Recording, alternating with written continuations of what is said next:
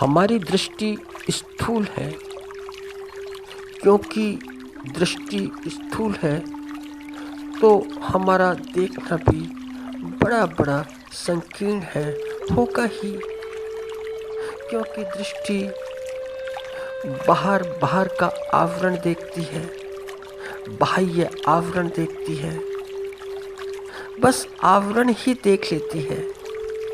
आवरण के अंदर क्या, वहाँ उसे कोई मतलब नहीं। इसलिए सारा का सारा देखना संकीर्ण है। और देखना ही क्यों, समझना भी, हमारी समझ भी, हमारा जीना भी। और यह संकीर्णता ऐसा नहीं है कि एक ही व्यक्ति में हो या एक ही देश में हो, यत्र तत्र सर्वत्र है, चारों तरफ है। चारों तरफ यह संकीर्णता फैली हुई है, इसका सारा का सारा विस्तार है। देखते हो, वे नाम जो दूसरों ने दिए हैं, दूसरों ने एक नाम दिया हो या दो नाम या तीन नाम, क्योंकि व्यक्ति एक होता है और उसके नाम भी अनेकों अनेकों हो सकते हैं। घर का नाम कुछ और, बाहर का कुछ और, कागजों पर कुछ और, मित्रों में कुछ और। सिर्फ नाम की बात है। नाम इसलिए सहूलियत के लिए कि नाम लिया, थोड़ी सहूलियत आ जाती है कि व्यक्ति बाहर आ जाता है नाम को सुनकर। व्यवस्था की बात है नाम, और नाम में है क्या। मगर फिर उसी नाम के ऊपर व्यक्ति पागल होने लगता है, पागल हो जाता है। वह नाम जो एक शरीर का निश्चित नाम है, निश्चित शरीर का निश्चित नाम, वह भी सुविधा के लिए, कि सुविधा हो बुलाने में, सुविधा हो कहने सुनने में, सुविधा हो व्यवहार में। वह व्यक्ति उसी नाम के पीछे पीछे पागल है। वह व्यक्ति नाम के पीछे जो उसकी जाति लिखी है, उस जाति के पीछे पागल है। वह व्यक्ति रंगों के पीछे विक्षिप्त है, इतना विक्षिप्त है कि कौन गोरा और कौन काला। तो इसका मुख्य कारण दृष्टि है। जब दृष्टि बहिर्मुखी होगी, जब दृष्टि ऐसी है, तो भेद तो होगा ही। अब तुम इस भेद को कितना भी छिपाओ, कितना भी छिपा कर रखो, कितना भी ढांप कर रखो, भेदभाव को बहुत सात पर्दों में छिपा कर रखो, मगर यह भेदभाव बाहर आ ही जाता है। और याद रखना कि यह भेदभाव जगत में ही उपद्रव नहीं मचाता, यह व्यक्ति के जीवन में भी बड़ा बड़ा उपद्रव पैदा करता है। क्योंकि दृष्टि अभेद की नहीं, क्योंकि दृष्टि सम नहीं, और दृष्टि क्योंकि सम नहीं है तो समभाव कैसे पैदा हो सकता है, कहाँ से पैदा हो सकता है। हम ऊपर से कितना ही बोलें, कितना ही कहें कि हम सब समान हैं, सब समान हैं, स्त्री पुरुष समान है, काले गोरे समान है, गरीब अमीर समान है, ऊंच नीच समान है, मगर कहने से, सिर्फ कहने से क्या समानता आती है? क्या कभी आई? या ऐसी समानता दिखाई देती है?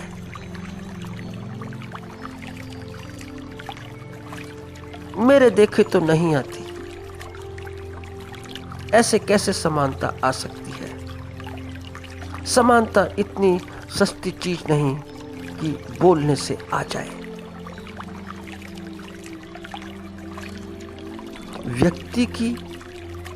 व्यक्ति हो या देश, उसकी सुंदर सुंदर सभ्य भाषाएं की जो पढ़ते हैं, खुरच कर हटाओ, खुरचो, तो आदमी की सारी असभ्यता दिखाई देती है कि आदमी कितना असभ्य है। आदमी उतना ही असभ्य है। अक्सर कहते सुनते देखा होगा, सुना होगा कि लोग कहते हैं अक्सर कि मैं झूठ नहीं बोलता, और एक बार नहीं, बार बार कहते हैं कि मैं झूठ नहीं बोलता, बात बात पर, हर बात पर।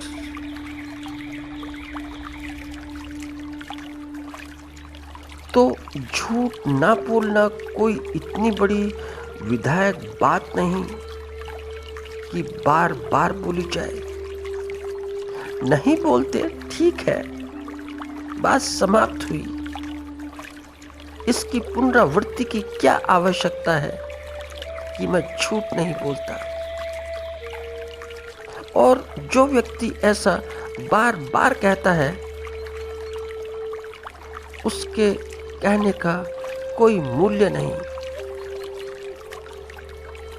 वह चाहे सच भी बोले तो भी झूठ बोलता है, तो भी झूठा है, क्योंकि बोलना सुविधा के हिसाब से होता है, अपनी सुविधा के अनुसार।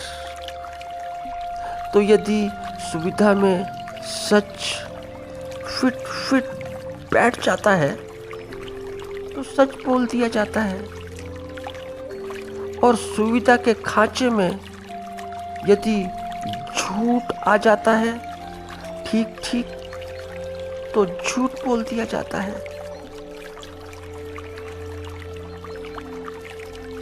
भला ऐसे सच और ऐसे झूठ का क्या मूल्य है? दोनों मूल्यहीन हैं। उनका कुछ भी मूल्य नहीं, न सच का न झूठ का। सच बोलना सत्य नहीं है। सच बोलने का मतलब सत्य मत समझ लेना।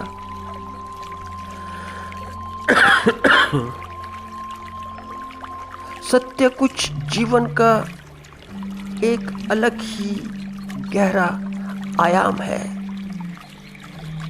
सत्य इतना सस्ता नहीं है कि झूठ सच बोलने से ही,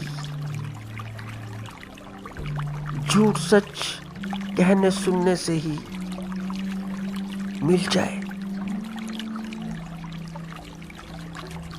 सत्य थोड़ी महंगी बात है, सत्य थोड़ी महंगी घटना है। तो ही तो देखते हो आजकल व्यक्ति में अवसाद है। यह आधुनिक सभ्य जगत में शांति कम और अशांति बहुत ज्यादा है। हुआ क्या?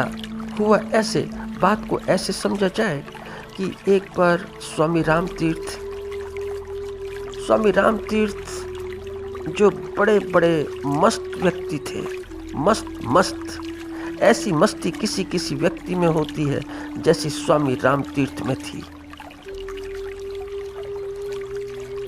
ऐसी मस्ती का व्यक्ति कोई इस दुनिया में होता है। वह इसलिए क्योंकि वे अपना नाम भी ऐसे लेते थे जैसे कि किसी दूसरे का नाम लिया जाता है। वे अपने को भी ऐसा ही देखते थे कि जैसा किसी दूसरे को देखा जाता है। उनकी दृष्टि समान थी, अपने लिए भी और दूसरे के लिए भी। कोई भेद नहीं। संभाव। तो कभी उनका मान सम्मान होता तो भी रामतीर्थ हंस हंस के पागल हो जाते कि आज राम का बड़ा मान हुआ। और कोई ऐसी वैसी बात होती तो भी हंसते कि आज बड़ा मजा आया, आज राम का अपमान हो गया। यह समदृष्टि है।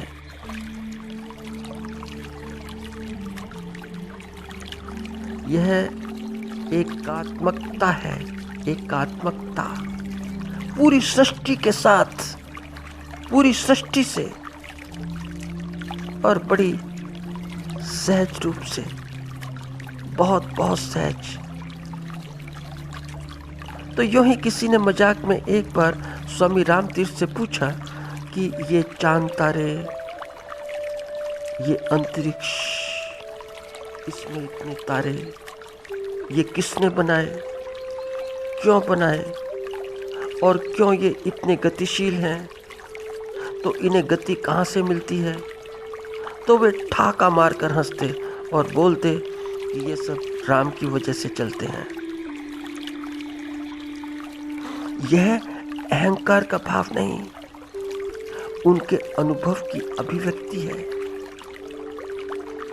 तो हुआ ऐसा कि स्वामी रामतीर्थ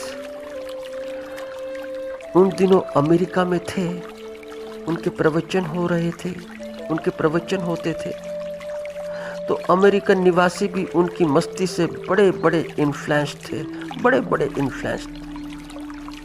तो एक दिन हुआ ऐसा कि उनका प्रवचन समाप्त होने के पश्चात उनके पास में एक महिला आई, बड़ी दुखी, बड़ी विषाद में, और वह स्वामी रामतीर्थ से बोली कि मैं विधवा हूँ, विडो। फिर मेरे एक ही बेटा था, थोड़े दिन पहले उसकी भी मौत हो गई। अब जीवन में क्या, जीवन में कुछ भी नहीं, सारी निराशा ही निराशा है, आशा दूर दूर तक नहीं। ऐसे जीवन को जीने का लाभ क्या? जिस जीवन में कोई शांति नहीं, कुछ भी नहीं, ऐसे जीवन को जिया क्यों जाए? तो स्वामी रामतीर्थ ने कहा कि ऐसी कोई बात नहीं, निश्चिंत रहो। यह अशांति है तो शांति भी प्राप्त हो सकती है, शांति का अनुभव हो सकता है। मगर याद रखना कि दुनिया में हर वस्तु का एक मूल्य है, हर विचार का मूल्य है, हर प्रयत्न का मूल्य है। तो तुम इतना समझ लो कि तुम शांति तो चाहती हो, मगर क्या कुछ छोड़ भी सकती हो? अपने जीवन में छोड़ सकती हो कुछ, क्योंकि तुम्हें अपनी दृष्टि छोड़नी होगी, वह दृष्टि छोड़नी होगी कि जिस दृष्टि से तुम अब तक इस संसार को देखती थी। अगर तुम उस दृष्टि को छोड़ने को तैयार हो तो बस शांति तुम्हारे द्वार पर खड़ी है। तो वह महिला बोली कि बस स्वामी जी, आप बोले तो सही एक बार, मैं सब कुछ देने के लिए, सर्वस्व देने के लिए तैयार बैठी हूँ। बोलें, एक बार बोलें। मगर फिर स्वामी जी ने कहा, क्योंकि स्वामी जी अमेरिका में थे और अमेरिका भौतिकवादी है, बहुत भौतिकवादी। तो स्वामी जी ने उस दृष्टि से कहा कि देखो, यहाँ के लोग थोड़ा सा भौतिकवादी हैं। यहाँ पर डॉलर चलता है, डॉलर की बातें तो सबके समझ में आती हैं, सेंट की बातें भी सबके समझ में आती हैं, मगर ये बात जीवन से संबंधित है। यहाँ पर डॉलर मूल्यहीन है और सेंट भी। और अगर तुम सचमुच, तुम्हारी इतनी प्रिपरेशन है, जैसा कि तुम्हारी आंखों में देखकर प्रतीत भी होता है, तो मैं कल तुम्हारे पास में आऊँगा। जब कल तुम्हारे पास में आऊँगा तो फिर तुम्हें शांति ही शांति मिलेगी। तो हुआ क्या कि दूसरे दिन स्वामी राम तीर्थ ने एक बच्चे को लिया, एक काले बच्चे को, एक हबशी बच्चे को अपने साथ में लिया और स्वामी राम तीर्थ उस महिला के घर पर पहुंच गए।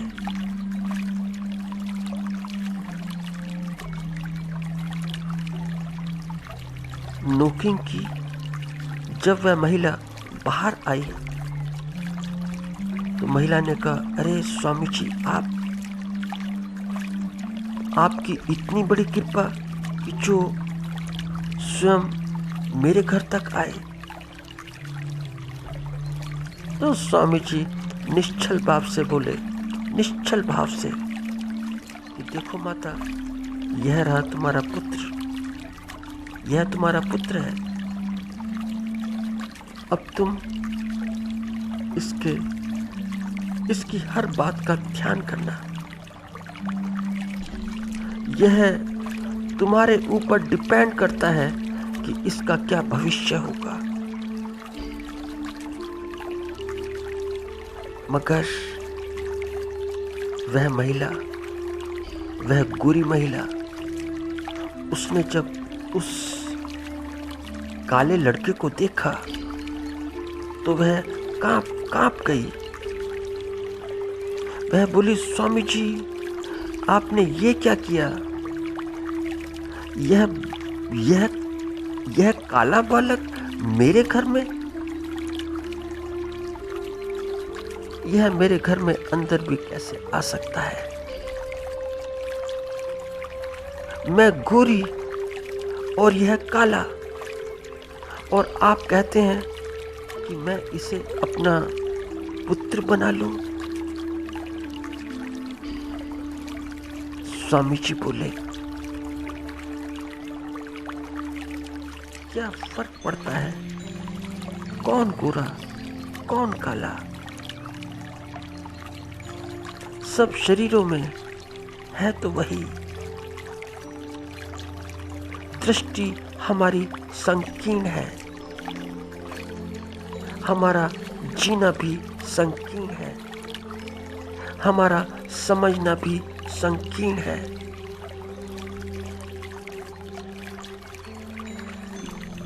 उस महिला को कुछ बात समझ में आई। वह कुछ बात समझी स्वामी जी की।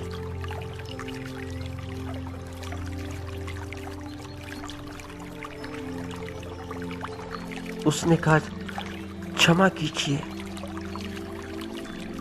जैसा आपका आदेश।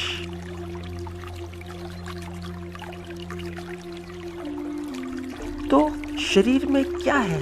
कुछ भी नहीं। नाम में क्या है? कुछ भी नहीं। शरीर में जो रहता है उसमें सब कुछ है। वह सम है। जब हम उस सम को देखते हैं तो ही समभाव की दृष्टि पैदा होती है, तो ही हमारी दृष्टि सूक्ष्म होती है। इसी को योग दृष्टि भी कहते हैं। योग दृष्टि।